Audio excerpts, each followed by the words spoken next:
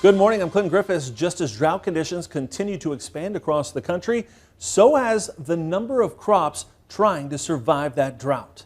The latest drought monitor now showing more than a quarter of the country is battling dryness. Here's a look at the latest map. Just over 27% of the country is now in some sort of drought. That's up another 2% over last week. And you can see on the map where the concern is growing, the Midwest, where much of the region hasn't seen any rain in days, and that means more crops are in drought.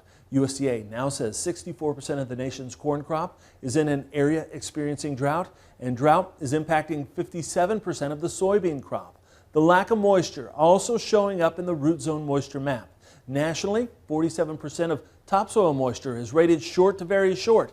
That's up 1% from last week. Every state except for North Dakota and Ohio reporting topsoil moisture in the Midwest at least 50%, very short to short, led this week by Michigan at 89% and Illinois at 87%.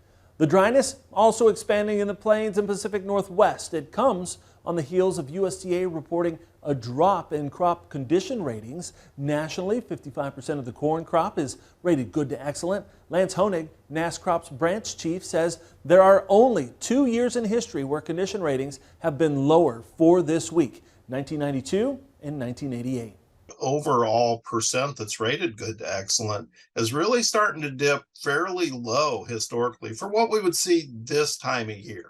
Now, certainly that's not saying, that we've got a major problem out there. There's still a lot of time left, right? But I think it's something that we definitely want to keep in context and recognize that, hey, relatively speaking, if you look back to, history, and we've got data back to the mid 80s on this, we're only seeing 1, 2, 3 years in many cases where ratings were either lower than this or where we saw greater drops in a week such as this over that time span.